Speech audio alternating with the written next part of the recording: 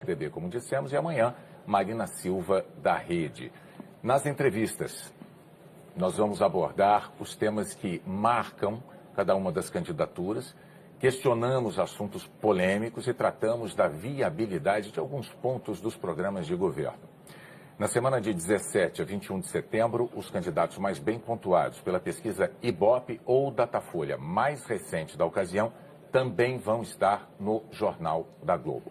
O tempo total desta entrevista é de 27 minutos. Esse tempo não pode ser ultrapassado porque foi esse o tempo dado a Ciro Gomes e a Jair Bolsonaro nas entrevistas de anteontem e de ontem. Ao fim, o candidato terá mais um minuto para dizer que Brasil ele quer para o futuro e o tempo começa a ser contado a partir de agora, Renata. Boa noite novamente, candidato. Eu vou começar... Boa noite, Renata, Bonner, todos os telespectadores. Eu vou começar essa entrevista falando de alianças políticas. Nessa campanha, o senhor fez aliança com partidos do chamado Centrão, que os críticos acusam de fazer o famoso toma lá da cá. Partidos esses que têm 41 investigados pela Lava Jato. 41 investigados, candidato. Como é que o senhor explica isso para os eleitores quando as pesquisas mostram justamente que eles querem formas mais republicanas de se fazer política e apoiam o combate à corrupção? Olha, Renata, primeiro é importante que todos os partidos têm bons quadros. Então fui buscar no Progressista, que é um dos partidos que nos apoiam, a mais respeitada mulher senadora da República, Ana Amélia.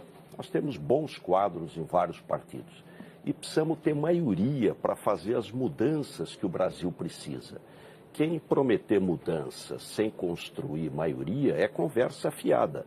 Ou nós vamos continuar nesse marasmo que está o Brasil, ou nós precisamos fazer reformas. O Brasil precisa das reformas. E eu estou explicitando o que eu vou fazer. Reforma política, exatamente para não ter 35 partidos. Reduzir o número de partidos, reduzir voto facultativo, importante, voto distrital, proibir coligação proporcional. Estamos falando dos investigados. Mas os partidos têm bons quadros. Quem é investigado vai responder por isso. Eu vou dar um exemplo para você. Em São Paulo, o PTB, que foi meu aliado, o secretário da Justiça é do PTB. Quem é o secretário da Justiça? Márcio Elias Rosa, membro do Ministério Público, o ex-procurador-geral do Ministério Público de São Paulo. Todos os partidos têm bons quadros. Mas então vou também dar outro exemplo para o senhor, por exemplo, falando, um dos seus aliados nessa eleição é Fernando Collor de Mello, do PTC. Eu vou ler o histórico dele aqui. Já sofreu um impeachment por denúncia de corrupção, todos os brasileiros sabem bem. Na Lava Jato, ele é réu por corrupção passiva, lavagem de dinheiro e organização criminosa. Ele ainda é investigado em mais 4 inquéritos. Numa entrevista que o senhor deu no Bom Dia Brasil, deixa eu só terminar, perdão. Numa entrevista que o senhor concedeu até para mim mesmo no Bom Dia Brasil, em 2006, quando o senhor foi candidato à presidência da República pela primeira vez, o senhor disse para mim o seguinte: na política é importante, em política é importante. Palavras suas. Diga-me com quem andas e eu direi quem és. O senhor repetiria hoje essa frase tendo ao lado Fernando Collor de Mello, por exemplo? O PTC não me apoia. Ele apoia outro candidato. A coligação do PTC não é com o PSDB. A minha coligação tem 8 partidos, não está o PTC. Então, não me apoia, não está na minha coligação.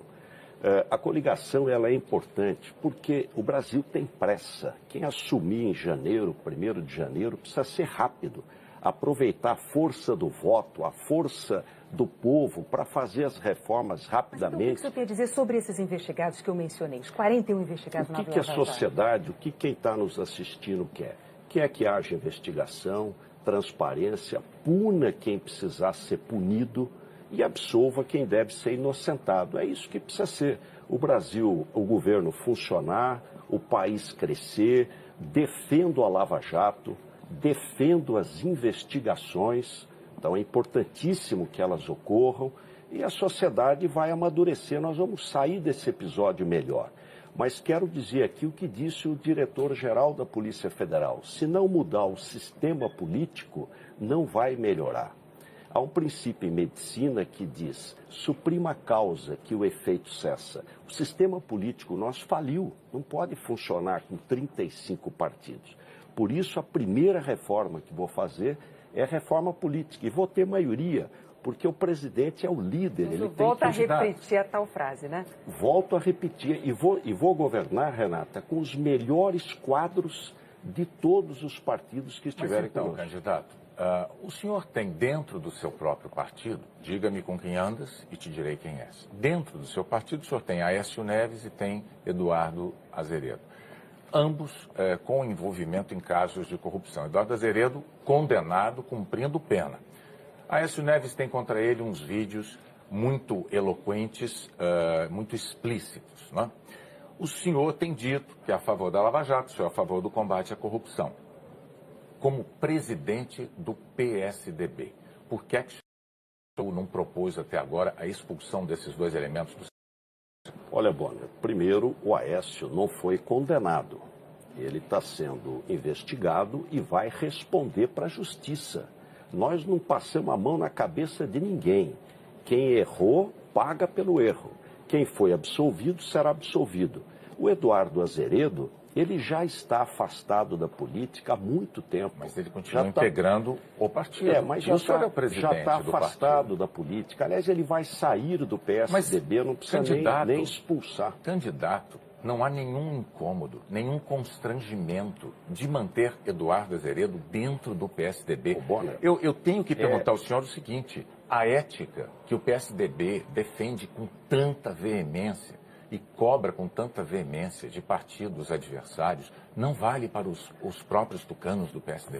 Vale, e nós não vamos para a porta de penitenciária para contestar a justiça, não transformamos réu em vítima, não desmoralizamos as instituições. E não expulsam um condenado como Aécio Neves Eduardo era o Azeredo. presidente do partido, ele foi afastado da presidência do partido. Nunca me passou pela cabeça ser presidente do PSDB. E eu só fui eleito presidente do PSDB porque ele foi afastado. O partido fez o que tinha que ser feito. Afastou, fez nova eleição, elegeu uma nova direção partidária e o Aécio responde na justiça. E Eduardo Azeredo, candidato? O Eduardo Azeredo já está afastado da vida pública há quase 10 anos. O senhor está dizendo, então, como presidente do PSDB, que nem passa pela sua cabeça tomar a iniciativa de pedir a desfiliação, o desligamento dele do seu partido. Ele vai pedir o seu desligamento. Mas eu queria dar uma palavrinha sobre ética, que acho que essa é uma questão central. Eu fui deputado estadual, 2 vezes deputado federal. Poderia estar aposentado, recebendo como deputado, desde os 50 anos de idade. Não recebo 1 centavo. Sim, candidato. A lei, só para concluir, a lei permite. Nem tudo que é legal é ético. E política é uma atividade essencialmente ética. Quem não tem compromisso com a ética tem que estar fora da política. A ética vai permear diversas questões aqui nessa entrevista, né? Pois é, até a propósito disso, 3 delatores de uma empreiteira narram pagamentos de caixa 2 para campanhas do senhor em 2010 e 2014. Um dos delatores, inclusive, dá detalhes de um encontro onde teria sido acertado esse dinheiro ilegal. Ele diz que o senhor entregou a ele um cartão do seu cunhado, recomendando que tudo poderia ter acertado entre os dois, entre o delator e o seu cunhado. Quando confrontado com isso, o senhor sempre diz que não é verdade. Mas o PSDB dá crédito às delações contra políticos de partidos adversários. Por que ela seria falsa para o senhor, com relação ao senhor, e verdadeira para opositores do senhor? Renata, primeiro, total transparência, total compromisso com a investigação. Isso é mentira. As minhas campanhas sempre foram feitas de maneira simples e rigorosamente dentro da lei. Nunca teve cartão nenhum. Aliás, a própria pessoa que fez essa delação, ela nem participou da reunião, ela mesma diz.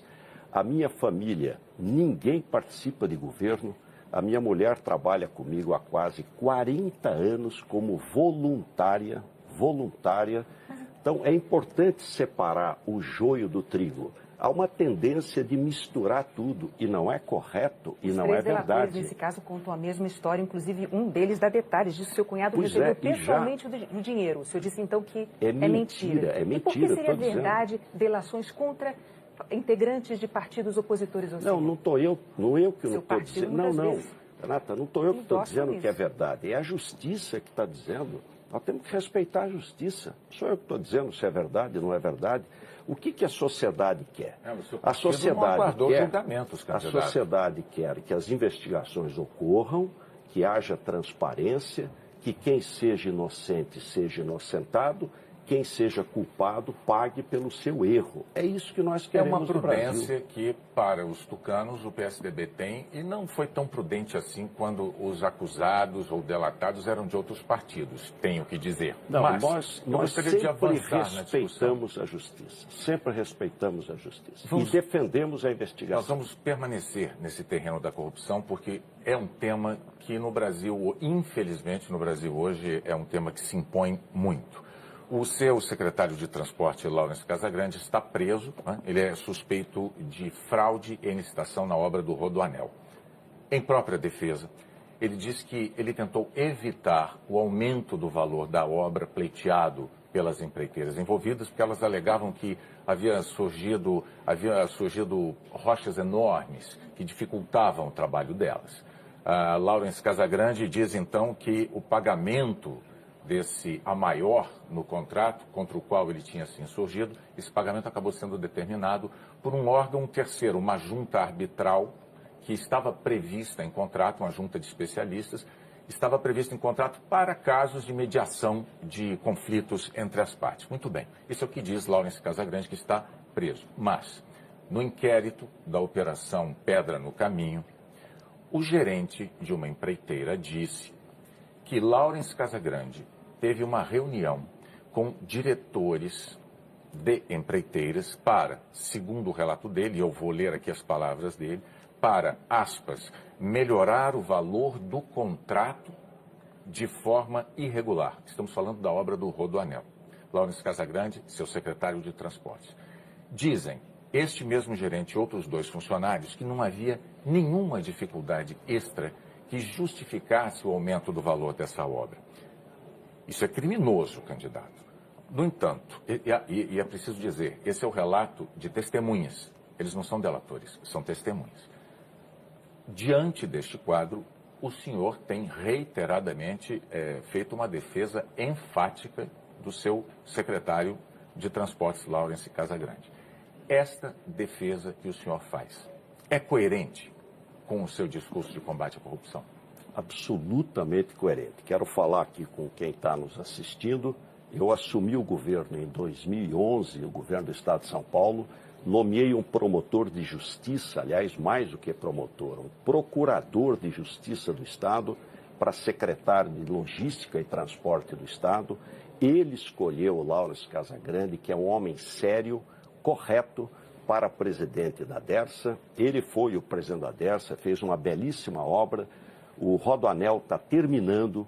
Houve um questionamento ao longo da obra em relação à questão de rochas que apareceram. Ele corretamente pediu para que o IPT se pronunciasse. O concessionário, a concessão não concordou. O contrato, essa obra é financiada pelo BID, prevê uma junta de arbitragem. A junta de arbitragem foi montada com 3 pessoas, professores da Escola Politécnica da Universidade de São Paulo, um indicado pela empresa, um pela Dersa e um independente. Os 3 decidiram que aquele volume de rochas não era previsível, que deveria ser pago. O BID concordou. Eu acho... Nós temos justos. Eu acho que o Laurence está sendo injustiçado. Bom, espero que amanhã, quando ele for inocente, tenha o mesmo espaço para fazer justiça a uma pessoa de vida simples, uma pessoa séria, uma pessoa correta e que pode estar vendo uma grande injustiça. Aliás, nós derrubamos o preço do Rodoanel através das desapropriações. Veja, candidato, se ele for absolvido, certamente haverá espaço para isso. Se ele for condenado, o senhor terá endossado o comportamento dele e ficará numa situação delicada. Todas as informações que eu tenho, todas, Bonner, não há nenhum problema, nem na obra, nem no comportamento dele. Eu tinha adiantado alguns pontos da defesa de Laurence Casagrande, o senhor os repetiu, mas o senhor omite esses relatos de testemunhas. Eu não tenho essas informações que elas você constam tem, até do porque inquérito. Estão em segredo de justiça. Não, constam do inquérito. Mas você é mais poderoso do que eu, consegue. Candidato, não é um fato isolado em se tratando de Dersa e de Rodoanel. não é? O Ministério Público acusa Paulo Vieira de ter escondido, deixa eu ver o valor aqui, 113 milhões de reais, o correspondente a 113 milhões de reais fora do Brasil, no exterior. Quer dizer, quando se fala em dessa, é muito dinheiro. Ô, Bonner, quando eu assumi o governo em 2011, ele já estava fora do governo. E se ele realmente tem, não precisa ser 130. Pode ser 130 reais. 113 milhões. E não provar, deve responder por isso. Bom, só quando eu assumi do governo, o Rodoanel Sul estava inaugurado e ele não estava mais no governo. Bom, antes de passar para o próximo tema da nossa entrevista, eu só gostaria de deixar claro que o seu partido, PSDB, apoia, sim, Fernando Collor de Mello, do PTC, em Alagoas. Portanto, seu palanque... Não, Renata, vamos clarear bem. O PTC não me apoia. Para presidente da República, apoia Fernando... lá em Alagoas... O seu partido apoia. Questão local. Eu não sou o candidato a presidente da República do senhor Fernando Collor de Mello, nem do PTC, e nem ele está na minha coligação. Mas, então, sendo do seu partido, o senhor repete que diga-me com quem andas? Claro que repito, claro. Eles abriram mão, o PSDB abriu mão de ter um candidato próprio em Alagoas. Não é? Como? Em Alagoas. Não, mas não é só em Alagoas. O Brasil tem 27 estados com o Distrito Federal. Na metade dos estados do Brasil, nós não temos candidato. O Brasil não tem um sistema inclusive nas Alagoas de Fernando Collor. Sistema bipartidário. Bom, nós temos então, um sistema pluripartidário. E se nós não fizermos a reforma política, não vai melhorar. Eu quero ser o presidente da mudança, das reformas, para mudar o Brasil. Falar de segurança pública, que é um tema que aflige muitos brasileiros. A maior facção criminosa do Brasil nasceu em São Paulo e se espalhou pelo país, inclusive atravessando fronteiras para fora, para outros países. Em que a sua política de segurança falhou? A política de segurança de São Paulo é um exemplo. Nós temos os melhores policiais do Brasil, a melhor polícia do Brasil, a melhor tecnologia do Brasil. Tínhamos em 2001 13 mil assassinatos por ano. Reduzimos para 12, 11, 10, 9, 8, 7, 6, 5, 4. O ano passado, 3.503 para 45,5 milhões de habitantes. São Paulo é maior que a Argentina. Sobre essa queda na taxa de homicídios, muitos especialistas que estudam o assunto dizem que ela se deve mais ao fato dessa facção criminosa ter eliminado os rivais, dominado o crime no Estado, do que propriamente a ação da polícia. Mas é inacreditável alguém dizer que 10 mil pessoas deixam de ser mortas por ano e que a culpa disso, ou melhor, a proposta disso é o crime que fez. Mas o que você tem? Então, você acha que não há falhas com relação ao surgimento dessa maior facção criminosa do país? Olha, quando o Fernandinho Beiramar, que é aqui do Rio de Janeiro, o governo federal não tinha onde colocá-lo, não existia penitenciária de segurança máxima no Brasil, Renata. Nós já tínhamos em São Paulo 3 penitenciárias de segurança máxima. Ele foi para São Paulo para ficar 60 dias. Eu apanhei muito. A imprensa bateu em mim. Puxa, não chegam os nossos aqui, precisa trazer um de fora. Ficou 2 anos lá e desapareceu. No entanto, e mais, eu vou liderar, Bonner, no Brasil, questão da segurança pública. Mas como é que o senhor... Eu queria falar disso. Veja, o PSDB esteve no poder estadual em São Paulo por 24 anos. Em 24 São Paulo anos, é um exemplo, superávit primário, melhor saúde, melhor educação, as melhores estradas. É um exemplo para o Brasil. Mas para quem olha o que aconteceu com essa facção criminosa em São Paulo, haverá de notar que, mesmo presos, líderes, chefes dessa facção continuaram a comandar o crime de dentro da cadeia, candidato. Um dos líderes do crime organizado ficou 5 anos em RDD. Você sabe o que é RDD? O crime ficar não 22 anos na cana, não toma nem sol, não tem visita íntima, isolamento absoluto. O comando dessa facção criminosa continuou de dentro da cadeia. O senhor nega essa realidade? Claro, mas é óbvio. Isso aí são coisas que vão sendo repetidas e acabam virando verdade. Explica para mim, como é que no Brasil tem 30 homicídios por 100 mil habitantes e no mesmo país No país que tem a maior população, tem 8 homicídios por 100 mil. A maior facção criminosa do Brasil, nascida em São Paulo, com seus líderes ou chefes presos em São Paulo, continua operando, se expandindo pelo Brasil e fora do Brasil, e não tem comando de dentro das cadeias, sem bilhete apreendido, dentro de vaso sanitário, não tem. Nada. Nós temos scanner, nós temos controle, nós temos penitenciária de segurança máxima antes do governo federal. Tem regime disciplinar diferenciado, isolamento absoluto. Mas então, o que Tanto é que nós reduzimos... Como a própria polícia encontra bilhetes encontrados em vasos sanitários, escutas feitas pela própria polícia. Você sabe quantos presos nós temos em São Paulo? 228 mil presos. Nós temos 22% da população brasileira, 35% da população carcerária. São Paulo prende, cana dura.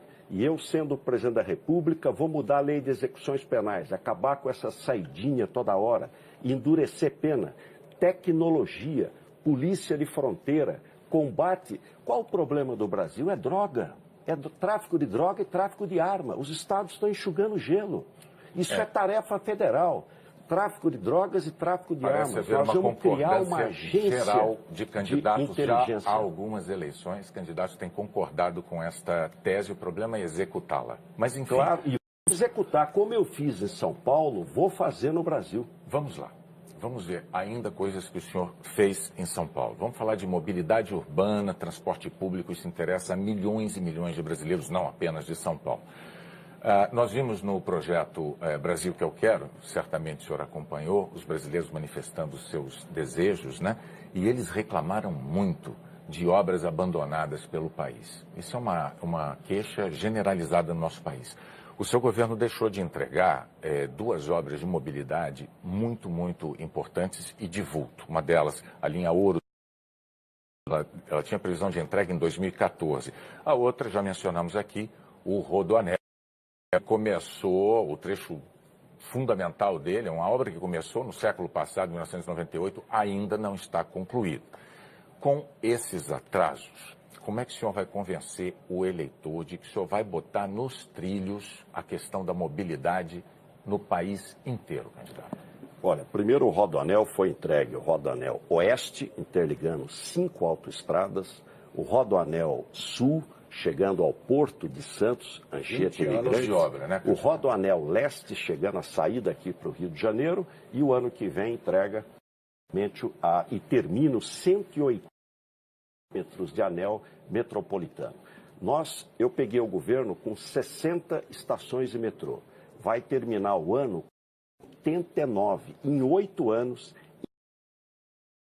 Sem um centavo de ninguém, nem de prefeitura, nem do governo federal, sozinho, nós fizemos quase 50%. Aliás, quero dizer que depois de amanhã, sexta-feira, mais 4 estações de metrô vão ser inauguradas em São Paulo na linha 5.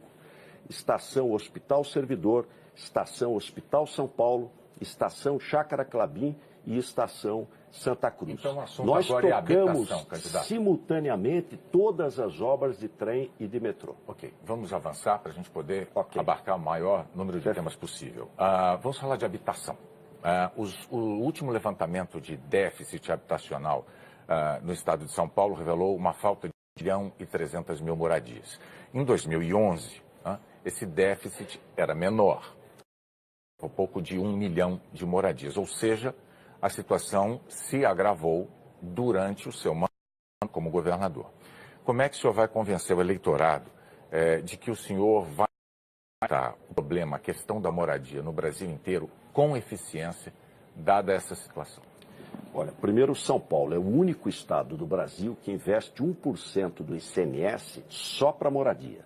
Nós entregamos 120 mil unidades habitacionais, único. Fizemos a primeira PPP do país de habitação para recuperar o centro de São Paulo, em frente à Sala São Paulo. Construções pelo CDHU. Complementamos os recursos do Minha Casa Minha Vida através do Casa Paulista. Mas ainda tem o déficit. Não, mas não é só em São Paulo, no Brasil inteiro. Todo mundo sabe que o Brasil passou, nesses últimos anos, a maior crise da história. A maioria dos governos não paga nem salário. Salário está atrasado. nós com todas as contas em dias, superávit primário, que é o que nós vamos fazer no Brasil, ajuste pelo lado da despesa e investimento. E confiança, trazer confiança para o Brasil voltar a crescer. Esse ritmo de entrega de moradias que permitiu que o déficit habitacional do Estado de São Paulo aumentasse ao longo do seu governo, esse ritmo o satisfaz? O senhor não se sente frustrado? É esse o ritmo que o senhor quer implementar se o senhor for presidente da República para resolver o problema nacionalmente? Não tem nenhum estado que investe em habitação. Quem investe é o governo federal, porque é ele que tem o dinheiro do Fundo de Garantia. O Estado de São Paulo é o único que investe 1% do ICMS em moradia. Por quê? É moradia para você, que ganha 1 salário, 2 salários, poder ter acesso à casa própria e emprego na veia. Eu vou fazer um grande canteiro de obras, Bonner e Renata. Estradas, ferrovia, rodovia, portos, aeroportos, água, esgoto, habitação, porque é emprego na veia. É isso que o Brasil precisa, emprego rápido. A gente falou de habitação, que é um tema importantíssimo, mas precisamos também falar de saúde pública. O senhor defende as OS, as organizações sociais, como uma alternativa ao SUS. O senhor, inclusive, fez isso em São Paulo. E os resultados têm sido questionados pelo Tribunal de Contas do Estado. Como é que o senhor pretende evitar a repetição desse problema? Renata, as OS são um modelo. O hospital mais bem avaliado do Brasil é o Instituto do Câncer do Estado de São Paulo, o ICESP, eleito pelos usuários, o melhor hospital do país. É uma OS.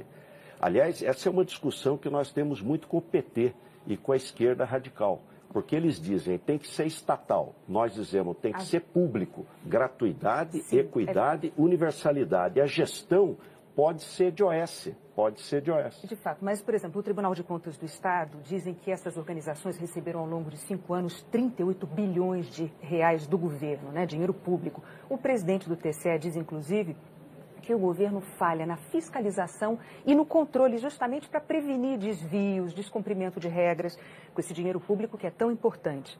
Mas ainda assim, essas organizações todas receberam do governo do Estado de São Paulo os valores integrais do contrato, sem cumprir as metas. É esse modelo que o senhor quer replicar nacionalmente? Nós monitoramos e acompanhamos todas as OS. Nós temos as melhores OS. É a Escola Paulista de Medicina. Mas o que você diz sobre essa crítica do Tribunal de Contas? Não, o Tribunal de Contas aprovou por unanimidade todas as minhas contas. Sempre que ele aprova, ele tem recomendações que só nos ajudam a governar melhor. Não dá para cumprir essas recomendações? Dá para cumprir, claro. As OS são permanentemente monitoradas. Nós inauguramos em 8 anos, em plena crise, 16 hospitais novos, 23 AMEs. E é meu dever como médico, eu vou melhorar a saúde no Brasil. Reconheço que a saúde no Brasil precisa melhorar. Bom, nós chegamos aos 27 minutos, eu estou vendo o reloginho, tem que monitorar isso. Lamento ter que interromper, mas chegou aquele momento em que o senhor, como os demais candidatos, terá direito a 1 minuto para dizer qual é o Brasil que o senhor quer para o futuro. Olha, o Brasil que eu quero para o futuro é um país de oportunidade para todos. O Brasil tem pressa e o Brasil precisa mudar. E ele, para mudar, precisa de reformas. Nós vamos fazer rápido as reformas que o país precisa. Para quê? Para ter emprego. O seu filho, seu neto, você, trabalhador, trabalhadora, ter oportunidade. O Brasil voltar a ser um país de oportunidades para todos e não deixar ninguém para trás. Por isso, com humildade, peço o seu apoio. Eu agradeço, em nome de todo o Jornal Nacional, Renata, todos nós, agradeço a sua presença aqui, candidato. Muito obrigado. Obrigada. A seguir, a gente volta com as atividades de campanha de outros candidatos à presidência.